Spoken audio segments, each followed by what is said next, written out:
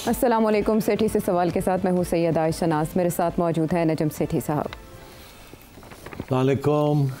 सेठ साहब, जो पाक भारत इस वक्त माहौल बना है वो एक नए मरहले में दाखिल हो चुका है और हमने आज देखा तवील प्रेस कॉन्फ्रेंस DGI SPR की और उनके साथ पाक फ़ज़ाइया और पाक बहरिया के सीनियर अफसरान भी मौजूद थे जिन्होंने ब्रीफिंग दी मुख्तलिफ पहलुओं पर। अब तक जो मामलात हुए उसमें उन्होंने इंडियन प्रोपेगेंडा, इंडियन चैनल्स का जो प्रोपेगेंडा चल रहा है, एक एक चीज़ को उन्होंने एड्रेस करके हक़ाइक़ के साथ फैक्ट्स सामने रखे और वो इंटरनेशनल मीडिया को ब्रीफिंग थी। उससे पहले DGI SPR TRT पर भी नमूदार हुए और वहाँ भी उन्होंने पाकिस्तान का मौक़िफ़ सामने रखा।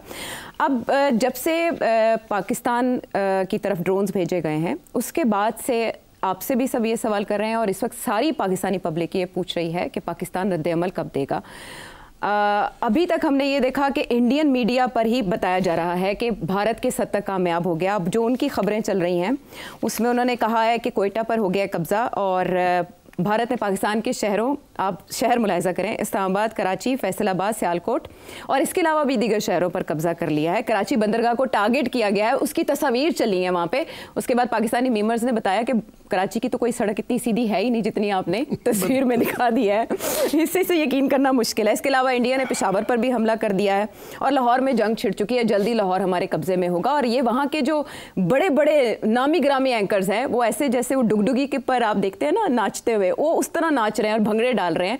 उसके बाद कुछ इंडियन चैनल्स को माफ़ी भी बाकायदा उस पर मांगनी पड़ी कि हमने फरते जज्बात में कुछ गलत खबरें दे दी। इवन के वहाँ की जो नामवर सहाफ़ी बरखा दत्त हैं वो F-16 कैप्चर करने की बात कर रही है, पायलट को अपनी कस्टडी में लेने की बात करी है, लेकिन सामने कोई नहीं आई तस्वीर। बहरहाल इन सब चीज़ों को challenge, and there are so many other things, challenge करती हुई ये प्रेस कॉन्फ्रेंस थी।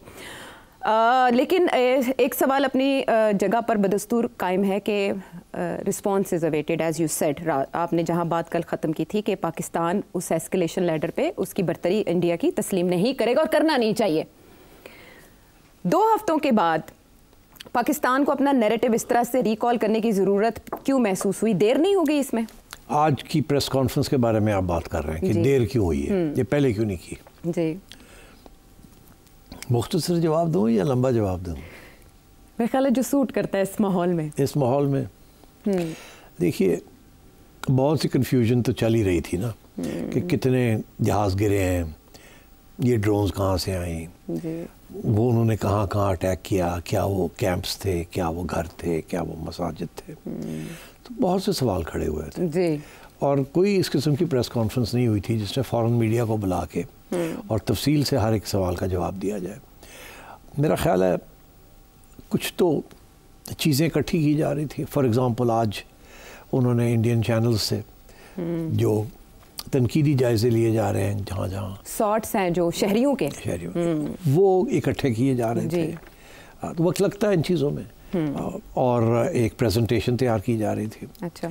फिर उन्हें पता था कि सवाल खड़े होंगे कि जिसका ताल्लुक एयरफोर्स के साथ है जी। और इसीलिए फिर ज़रूरी था कि एयरफोर्स के लोगों को भी बिठा लिया जाए। ये पहली दफ़ा ऐसे हुआ है क्योंकि ख़ुद तो वो फ़ौजी हैं जी, DGI SPR, तो नेवी और एयरफोर्स को भी बिठा लिया था साथ जी।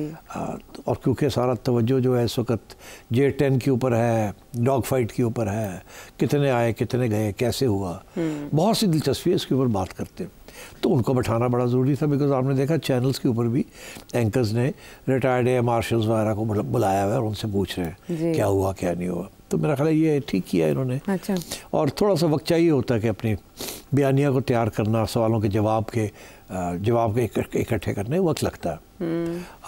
और उससे पहले तो आपको पता है कि एक ऐसी सूरत हाल थी कि ये नहीं पता लग रहा था कि अभी कोई ड्रोन आया, अभी कोई हमला एक और आया, या हम करने जा रहे हैं या नहीं करने जा रहे हैं। तो ये जब से ये फ़ैसला ये किया कि हमने रिटेलिएशन करनी है या नहीं करनी, तो उसके अंदर आपने देखा कुछ वक्त लग गया है। उसके अंदर एक नेशनल सिक्योरिटी काउंसिल की मीटिंग भी हुई है जिसके बाद फिर ये कहा गया कि हमें इजाज़त मिल गई है पाकिस्तान की अफवाज को कि वो ख़ुद सेलेक्ट करेंगे कब नहीं करेंगे, और काबीना ने उनके हवाले कर दिए।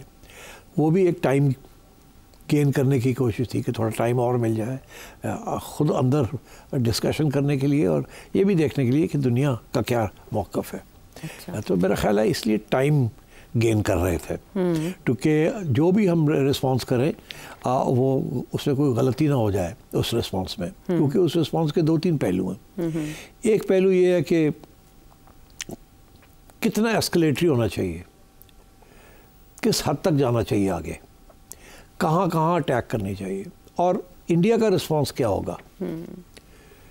तो ये बड़ी कॉम्प्लिकेटेड चीज़ें होती हैं, इससे बड़े बड़े फार्मूले आए होंगे, ये कर दे, फिर उसके ऊपर भी एतराज़ किया होगा किसी ने कि नहीं अगर ऐसे करेंगे तो वो ये कर, तो ये वक्त लगता है। हाँ। इसीलिए मेरा ख्याल है एक तो ये था कि टाइम गेन करना था, to fashion up appropriate response.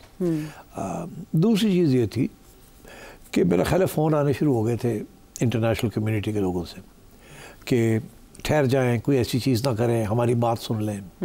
और वो कुछ फ्रेंडली ममालिक भी थे, और आपको पता अमेरिका से भी आ गया था फ़ोन। तो उससे पहले मैं समझता हूँ कि कतर और सऊदी अरेबिया वगैरह से आ चुका था, ईरान वाले आ चुके थे, आपको पता है।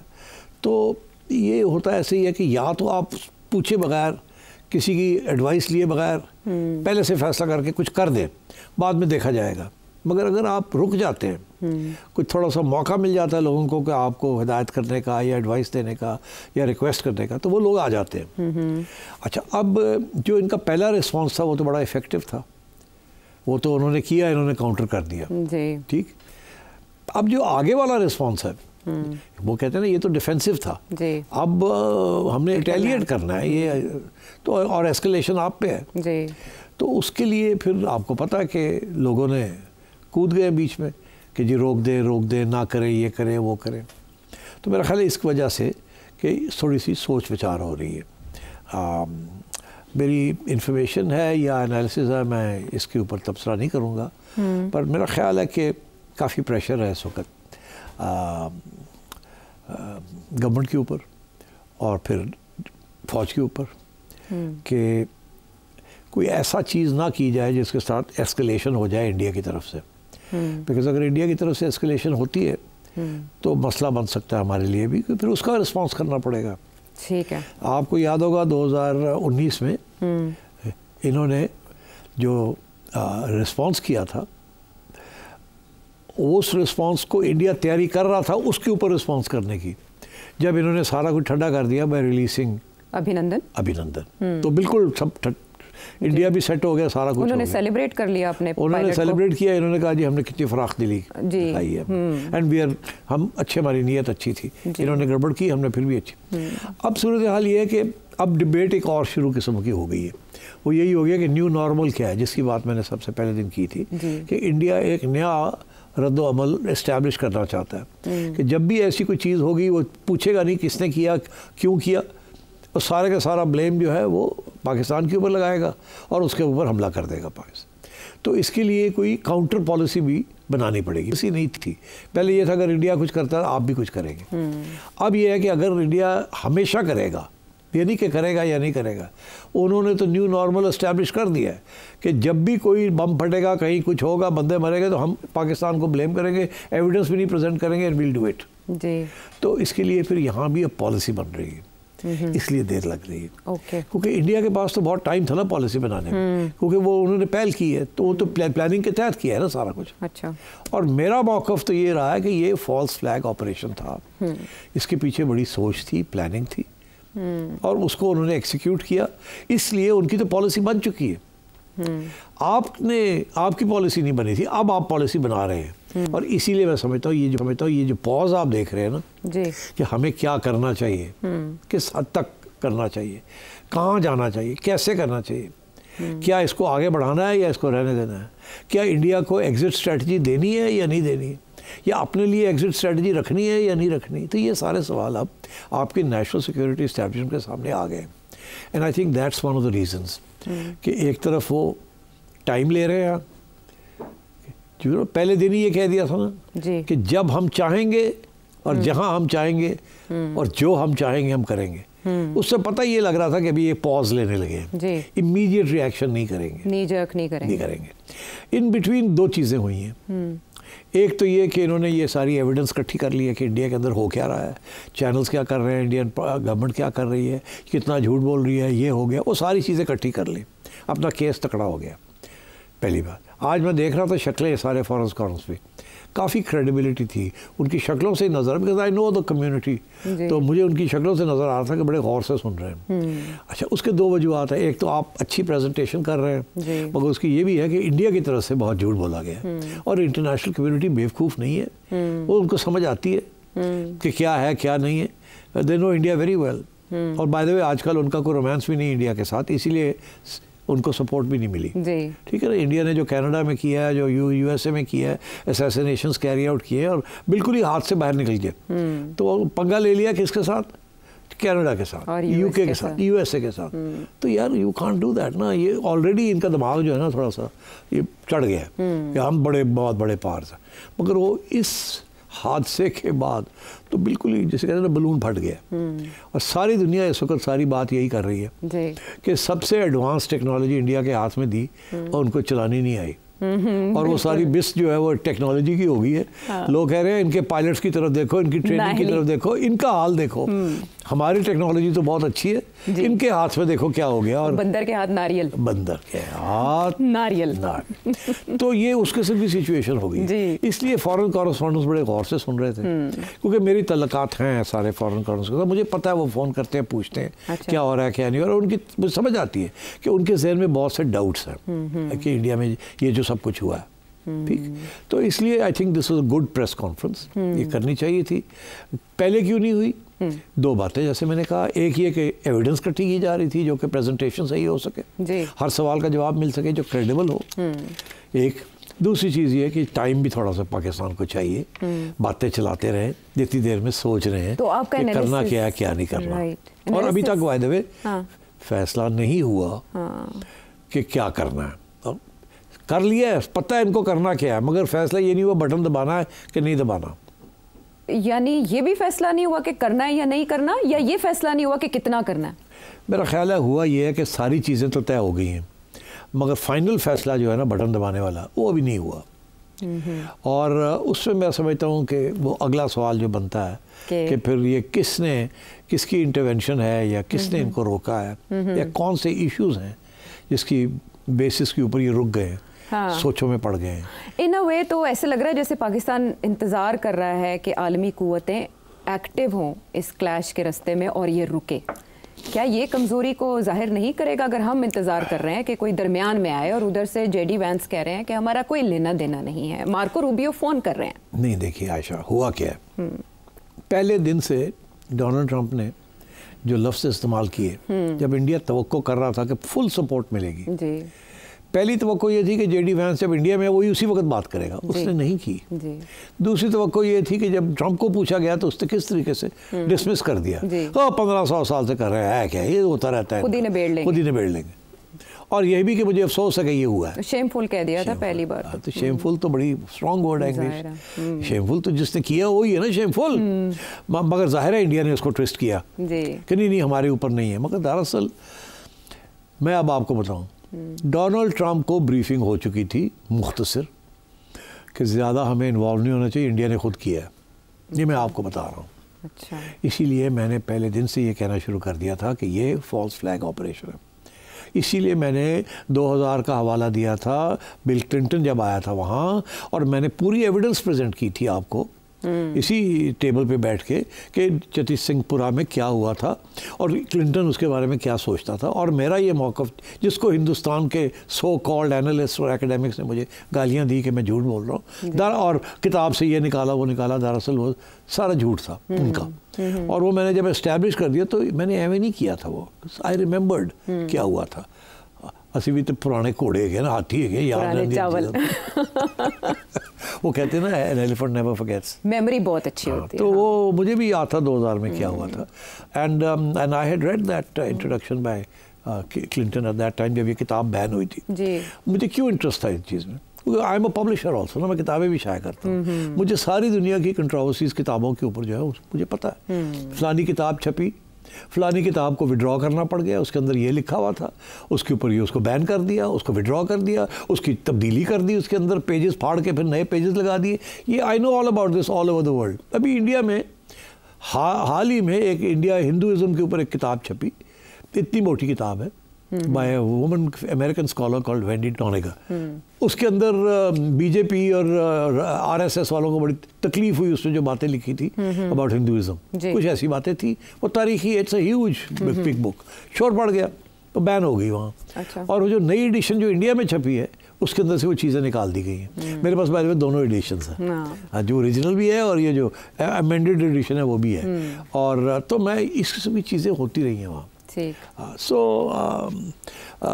आप लोगों को याद नहीं है, एक बात मैं आपको याद दिला दूँ, बात ही छिड़ गई है तो सलमान रुश्दी की किताब थी ना, आपका क्या ख्याल है पाकिस्तान में कब बैन हुई? वो याद है आपको कुछ? मैं आपको बताता हूँ। सबसे पहले ऑब्जेक्शन उसके ऊपर ईरान में हुआ था। अच्छा। खुमैनी की रेजिम ने किया था। अगला ऑब्जेक्शन पाकिस्तान में नहीं हुआ था, अगला ऑब्जेक्शन इंडिया में हुआ था। इंडिया में मुसलमानों ने एहतजाज किया और वो किताब बैन कर दी गई।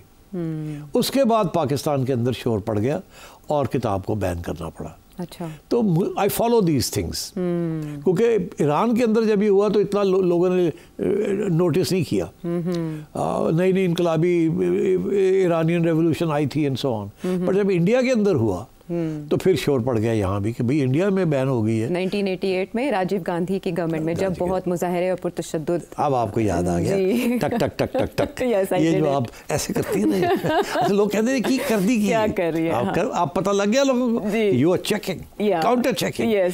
This is what we do, we check our facts. So अगर कोई फैक्ट गलत हो जाए तो हम ठीक कर देते हैं। सो अब बात यह है कि इस केस में भी जो बिल क्लिंटन ने लिखा था वो अवेलेबल था, उसके ऊपर पूरी डिबेट हुई थी, इंडिया में भी, यूएसए में भी, यूएस कांग्रेस में भी हुई थी। अच्छा, सो अब खैर एनीवे, तो मेरा ये मौक़िफ़ रहा है और बहुत से लोगों ने मेरी बात सुनी है, मगर जाहिर है मैं पहला था जिसने ये बात कही कि ये फॉल्स फ्लैग ऑपरेशन था, तो उस वक्त मुश्किल लग रहा था कि यार इतना बड़ा कैसे कर सकते हैं। तो जब वो चतुर सिंहपुरा का हवाला दिया तो फिर और लोग कन्विंस हो गए। तो अब मैं आपसे कह रहा हूँ कि डोनाल्ड ट्रंप को पता है कि ये खुद करवाया है इन्होंने। अच्छा, इसीलिए वो मुसालहत, इसीलिए वो अब इंडिया की साइड खुल के ले नहीं सकते। उन्हें बात पता है कि किसी न किसी स्टेज पे ये भी बात बाहर आएगी कि इन्होंने खुद करवाया। आज नहीं, कल नहीं, परसों। शायद अमेरिकन सोर्सेज ही ये बात कर डिस्क्लोज कर दे, किताब लिख दें, जैसे बहुत कोई और लिखे उसमें ये कह दे। तो डोनाल्ड ट्रंप नहीं अपने आप को दिखाना चाहता कि यार मुझे पता था कि इन्होंने खुद किया है, इसलिए वो दूर हो गया इससे। और ये कह रहा है शेमफुल, तो यार, और ना ही वैंस ने को बात की उस वक्त, ना ही डोनाल्ड ट्रंप ने, वो थोड़ा दूर हो गए। इंडिया को बड़ी तकलीफ हुई है। जब वो थोड़े दूर हुए तो बाकी इंटरनेशनल कम्युनिटी जो है वो भी खड़े हो गए, यार एक ही हुआ है, अमेरिकन सपोर्ट नहीं कर रहे। इंडिया तो इतना बड़ा अलायंस पार्टनर है अमेरिका का अगेंस्ट चाइना इन क्वाड, इकट्ठी ड्रिल्स हो रही है, ट्रेनिंग हो रही है, इंडियन ओशन में हो रही है, वैसे इकट्ठे। तो ये क्या हो गया, India is the latest partner of the United states. America NATO से दूर हो रहा है, इंडिया के करीब हो रहा है, और इंडिया को सपोर्ट नहीं किया इस चीज़ के ऊपर। और पाकिस्तान के साथ तो अमेरिका के इंटरेस्ट अब बहुत कम रह गए हैं। एक ज़माने में 80% पाकिस्तान के हथियार जो थे वो अमेरिका से आते थे, अब 30% रह गए, अब 20% रह गए, 80% चाइना से आ रहे हैं। तो Pakistan has moved towards China, America has moved away from Pakistan, and America and India have come together. इस स्टेज के ऊपर अमेरिका ने इंडिया का सपोर्ट नहीं दिया एंड अपने आप को दूर कर लिया। जाहिर है वो इंडिया के ख़िलाफ़ तो नहीं जाएगा, बिकॉज इतने बड़े स्टेक्स हैं। एक तो ये, to answer your question, that is why. मगर बाय द इसी वजह से बाकी लोग कूद पड़े अंदर। वो सोचा this a great time, America दूर हो गया पाकिस्तान से, तो हम जाके अपना कोई रोल अदा करें, जिसके अंदर शुरू में ईरान ने कोशिश की, मगर इंडिया एक्सेप्ट नहीं करेगा ईरान को। अच्छा, हाँ, India will not accept that. Similarly ये कतर वतर, इनको इंडिया नहीं एक्सेप्ट करेगा। Saudi Arabia is a different ball game. Saudi Arabia का डिप्टी फॉरेन मिनिस्टर पहले इंडिया गया है और फिर यहाँ आया है। उनकी जो मीटिंग्स हुई हैं, कुछ ना कुछ आएगा, ठीक है। और उसमें मेरा ख्याल है यही कहा जाएगा कि सऊदी कह रहे हैं कि हम तैयार हैं कोई रोल अदा करने के लिए, और हिदायत यही कर रहे हैं कि पाकिस्तान जो है सोच समझ के अगला कदम उठाए, अगर किसी तरीके से इसको रोका जा सकता है तो रोके। वो पाकिस्तान को हिदायत कर रहे हैं। और मैं आपको ये भी बता दूँ क्यों वो पहले इंडिया के पास गए और फिर पाकिस्तान के पास आए।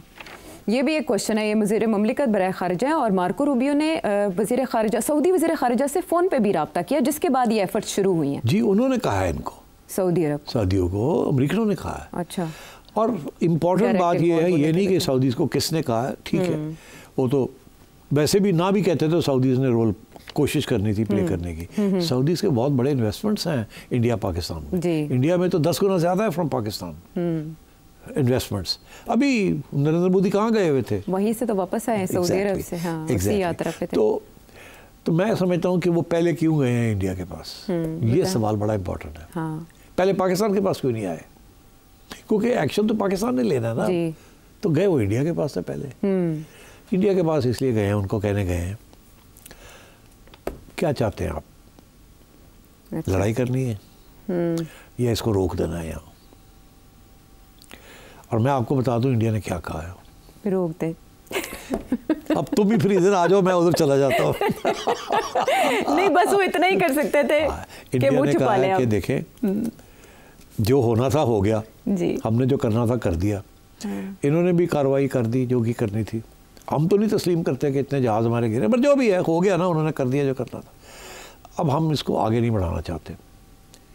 तो अगर पाकिस्तान रुकता है तो फिर हम कुछ नहीं करेंगे, हम और कुछ नहीं करेंगे, क्योंकि हम एस्केलेशन नहीं चाहते। ये इंडिया ने दे दिया पैगाम सऊदी अरेबिया को। अच्छा। कि अगर पाकिस्तान और कुछ नहीं करता तो हम कुछ नहीं करेंगे, मगर अलबत्ता अगर वो करता है तो फिर हम भी मजबूर हो जाएंगे, हमें भी कुछ करना पड़ेगा। ये पैगाम लेके वो आया है यहाँ कि अगर आप कुछ नहीं करेंगे तो इंडिया और कुछ नहीं करेगा। That will be the end of the matter. आप इतने जहाज़ वहाज़ गिरा लिए हैं, बस करो। आप समझो यही आपका रिस्पांस है। सारी दुनिया आपको वाह वाह कर रही है, नोट्स ले रही है आपसे। हाँ, सारी दुनिया आपके आगे पीछे हो रही है कि तुसी कीता की है, किंज कीता किस तरह कीता है। और चीनी जड़े ने हार लेके बैठे ने, और की चाहिए और ले लो, ठीक है। और अमरीका अपना सर स्क्रैच कर रहा है, होया कि हमारा एला इतना बड़ा, वो लाइन पिट गई उसकी, और वो चीन ने उधर से बैठ के इंडिया की लाइन पीट दी है। असल में तो ये टेक्नोलॉजीज का एक जायजा, वो उस पर डिस्कस करते हैं। तो मैं ये समझता हूँ कि सऊदीज़ यहाँ आए हैं पहले उनसे लेके एश्योरेंस कि तुसी और कुछ नहीं करोगे, हम जाके पाकिस्तान को समझाते हैं। और इंडिया ने कैटेगोरिकली कह दिया सऊदीज़ को कि हम और कुछ नहीं करना चाहते, हमने जो करना था कर लिया, ठीक है। हमने वो 5, 6, 10, 15 वहाँ मिसाइल फेंक दिए। तो इन्होंने भी, अगर हमने उनके 30-32 बंदे मर गए हैं तो इन्होंने भी LOC के ऊपर तो हमारे काफ़ी बंदे मार दिए। तो अब बस करें, ठीक है। ये of the record he confess कर रहे हैं, अदरवाइज वो बता तो नहीं करेंगे। मैं चिड़िया की खबर दे रहा हूँ। तारड़ साहब ने भी बताया, काफ़ी तादाद बताई थी उन्होंने इंडियन सोल्जर्स की। तो कहते हैं यार हो गया, उन्होंने साढ़े बंदे मारते, 80 उन्होंने मारे, उन्होंने साढ़े मारते, साढ़े जेट भी गिराते रहे। तो बस करो, ठीक है, वी रोक के साड़ी भी कोई इज्जत रहने दो, नहीं तो फिर अगर आप इन्होंने कुछ और किया तो फिर हमें भी करना पड़ेगा, फिर एस्केलेशन हो जाएगी। तो सऊदीज़ ये पैगाम लेके आए हैं। अच्छा। यहाँ बात सुनी है सऊदीज़ की। देखिए, अमेरिका की बात आप ना सुने तो कोई बात नहीं, फ़र्क नहीं पड़ता। वो देते क्या आपको? वो कुछ भी नहीं देते। एक IMF ही रह गया है। IMF ने भी किस्त की मंजूरी दे दी है, खबर हो जाए। इंतज़ार यहाँ यही थी कि पहले वो हो जाए। हाँ। मगर इसका ये मतलब नहीं है कि अगर अभी गड़बड़ करेंगे तो अगली भी आनी है, वहाँ IMF आपको टाइट कर देगा। लेकिन IMF का ये मौक़िफ़ होगा जो अभी है, मगर उन्होंने कहा कुछ नहीं, बिकॉज अभी आपने किया कुछ नहीं।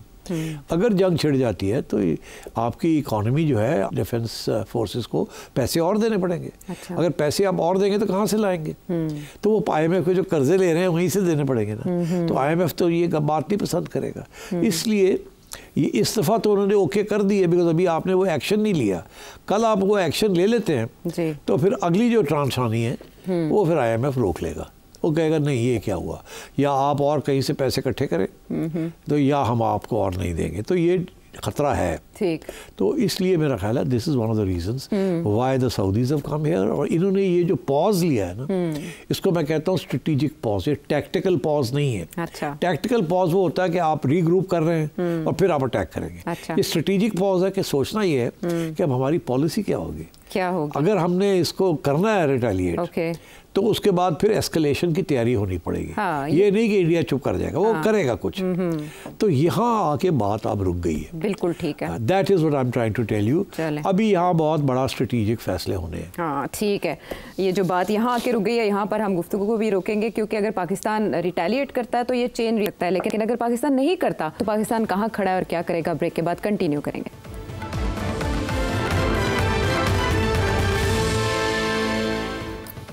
शो में साथ देने का शुक्रिया। सेठ साहब, पॉलिसी यहाँ बन रही है और पाकिस्तान टाइम बाय कर रहा है। सिक्योरिटी इस्टेब्लिशमेंट के सामने सवाल हैं बहुत से, रिएक्शन क्या होना चाहिए, रिटेलिएशन किस अंदाज में होनी चाहिए, कितना टाइम लेगी पाकिस्तान? टाइम ज़्यादा नहीं है।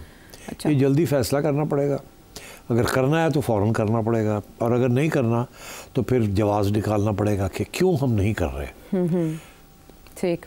और मेरा ख्याल है यही इस वक्त दिक्कत है कि क्या किया जाए। और मैं समझता हूँ कि पाकिस्तान के अंदर दो किस्म की आवाज़ें हैं। मेन स्ट्रीम मीडिया तो ये कह रहा करो कुछ, वो तो टू बी एक्सपेक्टेड, इंडिया में भी ऐसी है। तो क्योंकि ये ज़िम्मेदार लोग नहीं होते, ये बस रेटिंग्स के लिए और गुस्सा होता है।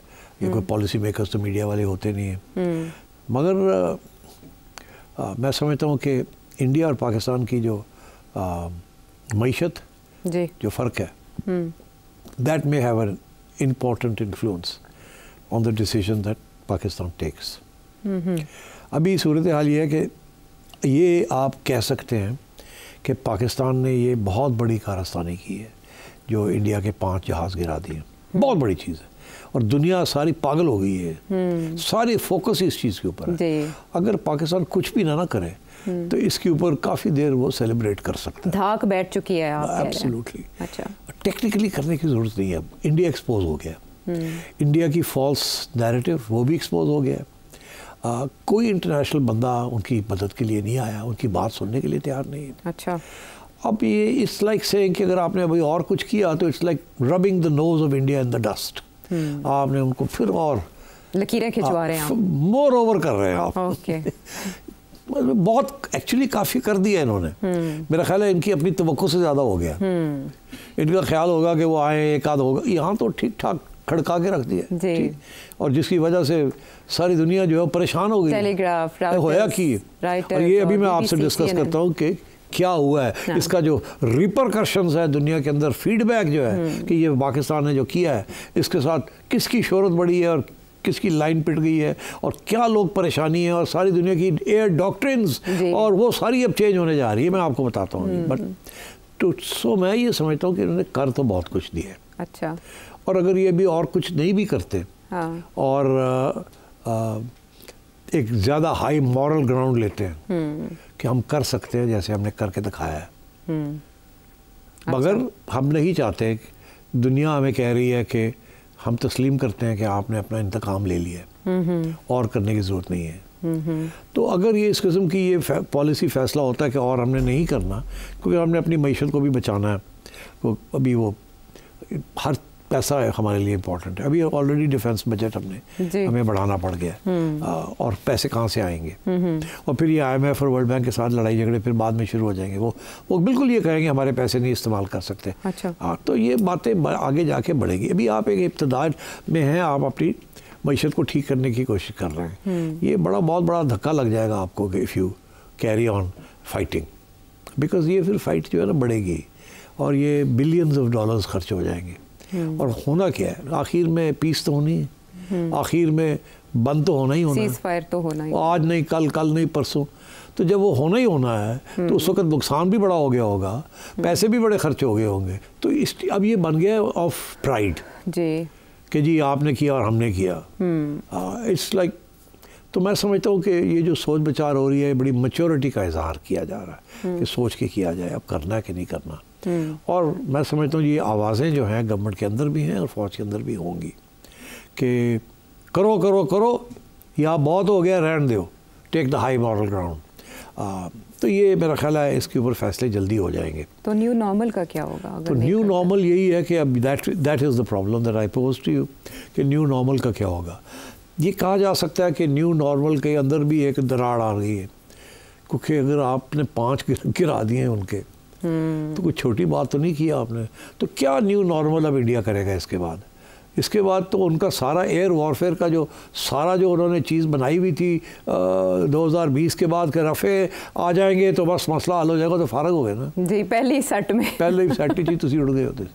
ठीक है, और अब तो वो देखे ना, वो चाइनीज़ कंपनी जो बनाती है J10 और J17, वो तो उसके स्टॉक मार्केट, उसके स्टॉक से 40% बढ़ गए और इनके गिर गए 10 होके, जो फ्रेंच कंपनी जो है। और फ्रांसीसी बहुत नाराज है कि यार कीता की साढ़े नाल तो जी ना कटवा दी उनकी कंपनी की। और ये कह रहे थे कि ये अमेरिका का जो F-35 है, उसके बाद this is the best aircraft in the world, the multipurpose aircraft in the world with such advanced technology. तो चीनियों ने आगे फर्क करता है, ठीक है, at half the price. Right. तो अब सोच देखिए, अब सारी अफ्रीकन कंट्रीज, छोटे मुल्क जो हैं, वो जिनको अमेरिका नहीं देता, फ्रांस नहीं देता या पैसे नहीं होते, चाइना की तो लाइन लग गई, लाइन लग जाएगी इन जहाजों के लिए, ट्रेनिंग ये वो, ऑर्डर्स आने शुरू हो जाएंगे, मौजा ही मौजा। पाकिस्तान के पास लोग आएंगे, हमें ट्रेनिंग करे, हमें ये करे। बाय द वे, पाकिस्तानी ने, जो मेरी इंफॉर्मेशन है, ये कतर ने खरीदे हैं ना, तो मेरा ख्याल है पाकिस्तानियों ने एक जाके नज़र लगा ली है वहाँ भी। अच्छा, मेरा ख्याल है, बट आई वुड इमेजिन कि कतरीज ने राफेल खरीदे हैं ना। मैं ये समझता हूँ कि शायद हम लोगों को बुलाया था कि दिखा दो, ऐसा कर दे, दोस्तों की है। अच्छा। तो इन्होंने जाके कुछ मूवी लिया थोड़ा। तो इनको बहुत कुछ पता है अबाउट दी ऑपोजिशन, इसीलिए they used it to good effect. No doubt. So I think मैं समझता हूँ कि पाकिस्तान हैज डन इनफ, इनको और कुछ करने की जरूरत नहीं है। अच्छा। इंडिया की मीडिया एक्सपोज हो गया, इंडिया की गवर्नमेंट एक्सपोज हो गई है, इंडिया की फौज की कमजोरियां नजर आ गई हैं, इंडिया की एयरफोर्स की कमजोरियां नजर आ गई हैं। तो और क्या रह गया? You have humiliated India. Right. और आपको क्या चाहिए? अब आप 7-8 जगह पे जाके उनके किसी एयरपोर्ट्स के ऊपर, बेसिस के ऊपर बमबारी, तो फिर ठीक है, इस दफ़ा फिर वो उठेंगे, फिर वो भी अपने जहाज़ जो है लॉन्ग रेंज में, वो भी फिर मिसाइल मारेंगे। डोंट फॉरगेट कि उन्होंने मिसाइल ऑलरेडी मारी है ना, मुरीदके में और बावलपुर, उसको अब नहीं रोक सके ना, which we will discuss now जी, कि वो क्यों नहीं रोक पाए। तो मैं समझता हूँ कि ये एस्केलेशन रैडर चढ़ेगा ये। अच्छा। तो मेरा ख्याल है Pakistan should seriously consider showing great generosity and great grace. और इसके बदले में क्या सऊदी अरब या यूएस कुछ ऑफर कर सकते हैं पाकिस्तान को? यूएस तो कुछ नहीं कर सकता, मगर ये ज़रूर है कि अगर आप सऊदी अरेबिया की बात मान लेंगे, तो फिर after all he is your also your friends, फिर आप उनसे और भी इमदाद ले सकते हैं, जिस किस्म की इमदाद को आपको ज़रूरत पड़ती है फ्रॉम टाइम टू टाइम। देखिए, MBS को ना करना कोई आसान बात नहीं है, क्योंकि जब भी प्रॉब्लम होती है तो आप या चाइना के पास जाते हैं या सऊदीज़ के पास जाते हैं। जैसे नई गवर्नमेंट आती है, प्राइम मिनिस्टर को फ़ौज कहती है चलो जी पैक करो, जाके बादशाह सलामत है, सलाम दे लो, इधर जाना जाए या उधर जाना जाए। तो कभी चाइना पहले चले जाते हैं और सऊदी अरेबिया बाद में चले जाते हैं, कभी सऊदी पहले चले जाते हैं, कभी उधर बाद। तो और तो है कोई नहीं, you don't get anything from anyone else. So I think since America is not in the picture. Okay, anyway. I think the Chinese must be delighted. Arms length के ऊपर उन्होंने अपनी सारी एडवांस टेक्नोलॉजी टेस्ट कर ली पाकिस्तान के through, Pakistan के ज़रिए test कर लिए। और आप समझे कि इसीलिए वो खबर यही लगी है कि इसहाक डार ने सुबह 4 बजे फ़ोन करके चाइनीज़ एम्बेसडर को उठाया और कहा एक्सेलेंसी। क्या हो गया, क्या हो गया? एक्सेलेंसी असी मार गिराया राफेल। अच्छा, किस तरह ने कहा J10 ने उड़ा के रखा, PL-15 ने मिसाइल ने उड़ा दिया। उन्होंने कहा मैं आ रहा हूँ, वाह वाह वाह, वो भागा जनाब, नाइट सूट में ही भागा वो बेचारा। और ये टेलीग्राफ रिपोर्ट कर, और ये हाँ, तो मतलब है कि it is a great development in the world of avionics and air warfare. इसके ऊपर बहुत कुछ लिखा जाएगा, अभी आप देखेंगे कोई ना, इसके ऊपर बड़ी रिसर्च होगी, बड़ा कुछ लिखा जाएगा और पाकिस्तानियों को दावत दी जाएगी, इधर आए उधर जाएं। और अगले एयर शोज़ जो होंगे वहाँ चाइनीज़ जहाज़, चाइनीज़ टेक्नोलॉजी सारे पहुँचे होंगे वहाँ, पैसे लेके, चेक बुक्स लेके। तो आप सोचिए, this is a game changer what has happened. तो इस इन अ वे पूरी दुनिया में बर्तरी जो है एस्केलेशन में या इस वॉरफेयर में, Chinese technology is moving up the ladder, like China is becoming almost as big as America, and maybe they say in 3 or 4 or 5 years China will be bigger than America. तो इसीलिए America को तकलीफ हो रही है। और in technology also it is now quite clear, knockout कर दिया कि चाइना ने जो एडवांसेस किए हैं और टेस्ट हो गए हैं। देखिए आमतौर पर ये टेक्नोलॉजी टेस्ट नहीं होती ना, सिर्फ वॉर में टेस्ट होती है। तो ये वॉर तो हो गया ना, तो चाइनीज तो फ्री फंड टेस्टिंग हो गई, ठीक है कि? तो आई थिंक इसके साथ चाइना पाकिस्तान रिलेशन और तकड़े हो जाएंगे। इससे इंडिया थोड़ा सा घबरा जाएगा पीछे कि यार ये नेक्सस जो है हम आगे डिस्कस कर सकते हैं कि चाइना ने एक्टिवली हेल्प कैसे की है। ये तो आ गई ना, दे दिया, मगर इसके आगे भी बातें हैं। ठीक है, लेकिन चाइना भी यही चाहेगा कि कॉन्फ्लिक्ट ना बढ़े मजीद। नहीं, जाहिर है वो नहीं चाहेंगे, वो तो वैसे भी China doesn't want any conflict on its borders. मगर वो ये है कि they have a conflict with India, they want to settle it, India करता नहीं है। We have a conflict with India, we want to settle it, but India करता नहीं है। जी, इंडिया नहीं करता। आई थिंक अभी तो खैर इंडिया की मिडिल क्लास बिल्कुल ही वो फाशिज्म की तरफ जा रही है जी।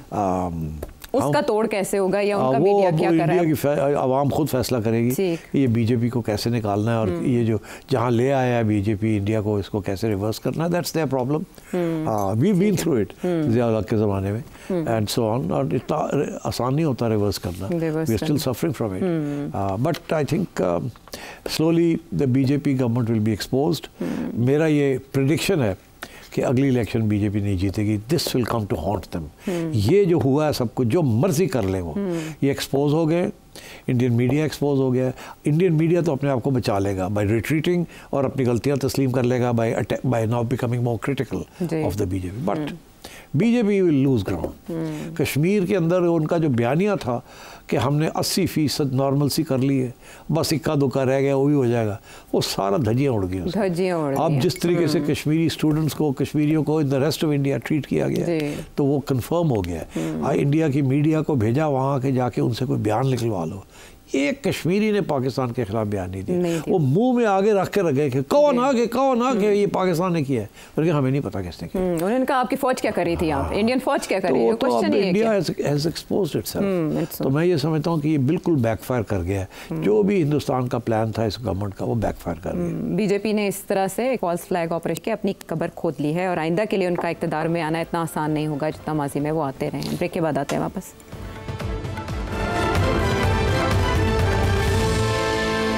Welcome back to the show. सिट साहब, चाइना के किरदार की बात हो रही थी, किस हद तक चाइना ने मदद की? देखिए, ये इसमें बात जो सामने नहीं आ रही, क्योंकि टेक्निकल बात है।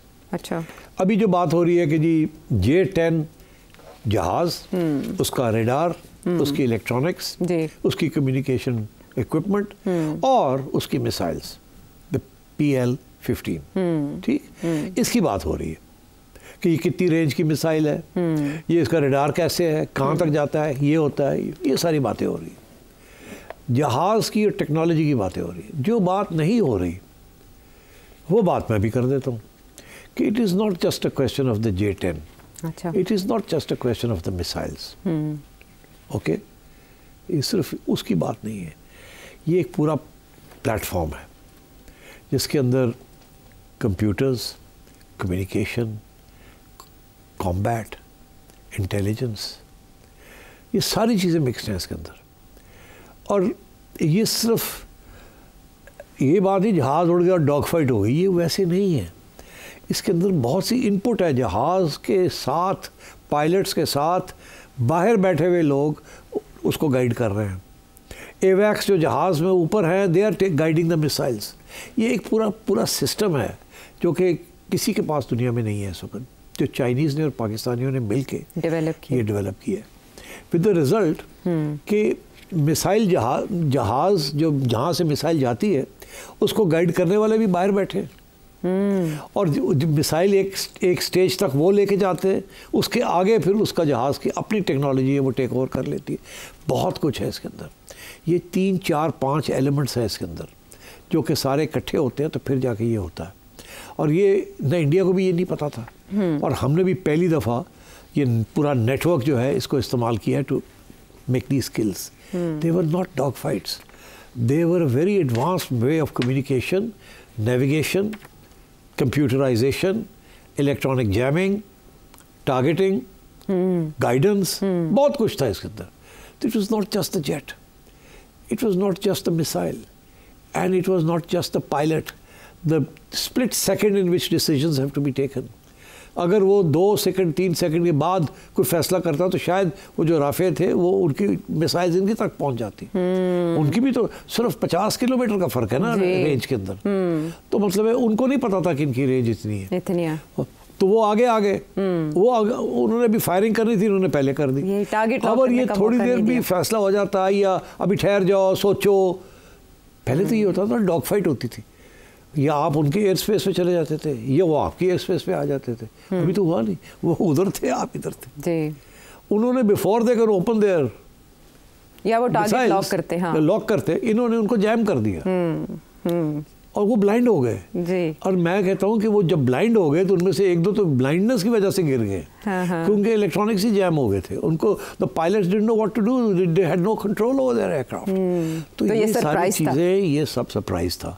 अब हमें भी सरप्राइज था कि ये वर्क कर गया, because we had never tested these things. तो अब मेरा ख्याल है इसी के ऊपर रिसर्च होगी from all over the world कि ये क्या हुआ, कैसे हुआ, ये किस किस्म का सिस्टम था जो कि क्लिक कर गया, और उसमें पायलट का रोल क्या था, जहाज़ का रोल क्या था, मिसाइल का रोल क्या था, एवैक्स जो ऊपर चढ़े हुए थे जो गाइड कर रहे थे उनका रोल क्या था, कम्युनिकेशन का, आपस में कैसे कम्युनिकेशन हो रही थी पाकिस्तानी पायलट्स की, पाकिस्तानी एयर हेडक्वार्टर्स के साथ, एवैक्स के साथ, एंड सो ऑन। तो it was a very complicated and sophisticated way of tackling India, India's Rafales. इसीलिए it's a state of shock.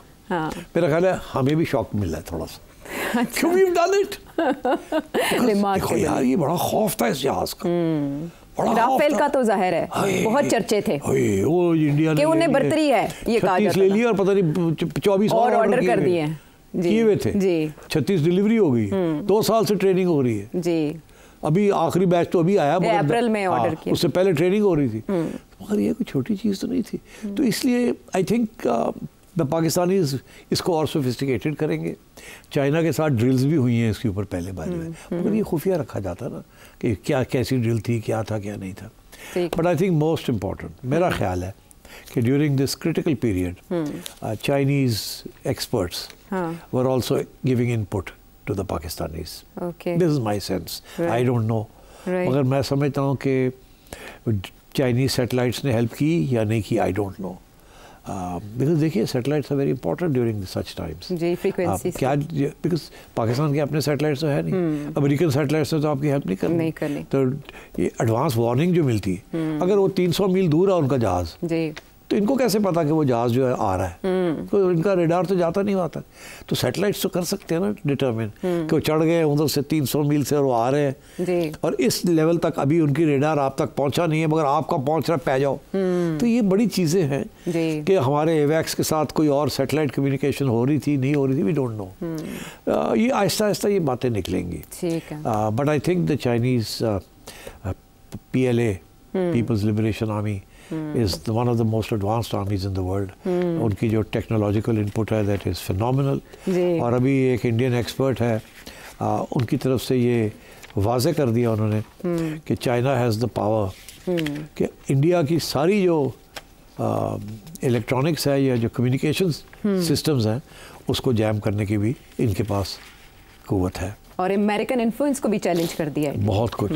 So I think India will have to go back to the drawing board. इसीलिए मैं समझता हूँ कि वो चाहते हैं कि बंदी हो जाए, बस कर दो, अगर कुछ कीता तो सानू करना पड़ेगा, फिर साड़ी पिटाई ना हो जाए, इसलिए बेहतर है कि we are ready to call it day. That's what's, इससे आगे वो नहीं जा सकते। तो अब हमने देखना ये है कि हमारे लिए चॉइस ये है, या तो हम हाई मॉरल ग्राउंड लेके कहे जी दुनिया ने हमें रिक्वेस्ट की है, हमने दिखा दिया हम क्या कर सकते हैं, हम ये भी कर सकते हैं, ये भी कर सकते हैं, ये भी कर सकते हैं, and we are warning India ਹੁਣ ਤੁਸੀਂ ਕੀਤਾ ਤੇ ਅਸੀਂ ਛੋੜਾਂਗੇ ਨਹੀਂ ਤੁਹਾਨੂੰ, ਅਸੀਂ ਕਰਕੇ ਦਿਖਾਤਾ ਤੁਹਾਨੂੰ, ਤੁਹਾਡੇ ਬਾਕੀ 24 ਜਿਹੜੇ ਰਹਿ ਗਏ ਨੇ ਵੀ ਫਰਕ ਕਰ ਦੇਣਗੇ ਐਂਡ सो ऑन। मतलब धमकी देनी है ना, मगर बैक छोड़ दो, ठीक, you will gain a lot of goodwill. But on the other hand then वो जो नई डॉक्ट्रिन की बात हो रही है, वो ये बड़े लोग हैं जो कहेंगे जी एक बारी करना चाहिए, छोड़ना नहीं चाहिए, कौड़ा घुट करना पड़ेगा, घास खाना पड़ेगा, नहीं तो ये इंडिया वाले फिर चढ़ जाएंगे किसी स्टेज पे, इनको सबक तो सिखाना पड़ेगा। तो इस वक्त अगर कोई प्रॉब्लम आती है IMF के साथ तो देखा जाएगा उस वक्त बाद में, अभी तो कुर्बानी देने का वक्त आ गया है, तो वी शुड डू इट। तो दोनों पॉइंट से भी चल रहे हैं, या हो सकता है ये कोई ऐसी चीज़ फैसला करे कि इंडिया को पैगाम दे दे कि हम ये करने जा रहे हैं जी, छोटा मोटा, तुसी ਇਹਦੇ बाद कुछ ना करना। अच्छा, अंडरस्टैंडिंग डेवलप हो जाए किसी के जरिए। NSA का राब्ता तो हो गया, लेकिन उसका कोई आउटकम नहीं पता चला। नहीं, वो मेरा ख्याल है वो सिर्फ इमरजेंसी के लिए राब्ता हुआ है, हॉटलाइन। ये इस किस्म की चीज़ जो है, पहले तो ये सऊदीज़ जो हैं they will play a role. अगर तो पाकिस्तान ने फुल फ्लेश्ड रिटेलिएशन की तो फिर आप समझिएगा सऊदी एफर्ट्स आर फेल्ड। अगर इन्होंने ना की या सोची समझी की, जिसके साथ इंडिया एस्केलेशन की तरफ नहीं जाता, उनको भी एग्जिट मिल जाती है, जिसको वो उसका समझते हैं ऑनरेबल एग्जिट। उन्होंने अपनी आवाम को गोली देनी है, हमें अब देने की जरूरत नहीं है, हमने तो करना तो कर लिया, हम ना भी कुछ करें साड़ी आवाम बड़ी ओ जी ट्राई करती थी। ठीक है, कश्मीरी भी जाग गए, बाउंस रिबाउंड कर गया वहाँ पर, तो ये सारा इंडिया के गले पड़ गया, छिड़ गया, गले पड़ गया, दुनिया नोबडी बिलीव्स इंडिया, बहुत लॉस ऑफ गुडविल हुआ है इंडिया का। I think India will have to think twice आगे इस किस्म की चीज़, अगर उसने फॉल्स फ्लैग करके पाकिस्तान के ऊपर हमला करना है, they will think twice about it. So I think part of the message has been conveyed. अब आई थिंक इससे ज़्यादा मेरा मुनासिब नहीं कि मैं कोई बात करूं, मेरे पास वो इन्फॉर्मेशन नहीं है और वो जिम्मेदारी नहीं है जो कि हमारे नेशनल सिक्योरिटी के एडवाइज़र्स हैं और जो हमारी फ़ौज है और जो हमारे सियासतदान इन नो हैं। It's a decision they have to make. अभी तक की सिचुएशन में इंट्रोस्पेक्ट क्योंकि देखिए ये हर चीज़ का एक कॉन्सिक्वेंस होता है। तो India has overplayed its hand, is going to suffer. Should Pakistan play another hand? Pakistan पे हम फैसला छोड़ देते हैं। आपने उसके सारे पहलू तो बयान कर लिए। आईपीएल और पीएसएल के हवाले से जो भी हुआ, ये जिसकी नज़र हुआ, जंगी हिजान की नज़र हुआ, उस पर भी आने वाले शोज़ में हम करते रहेंगे। अभी तक की सिचुएशन पे आपने एनालिसिस जाना, सवाल हो आपके जहन में पूछिए इस नंबर पे। अगले प्रोग्राम तक के लिए इजाज़त दें।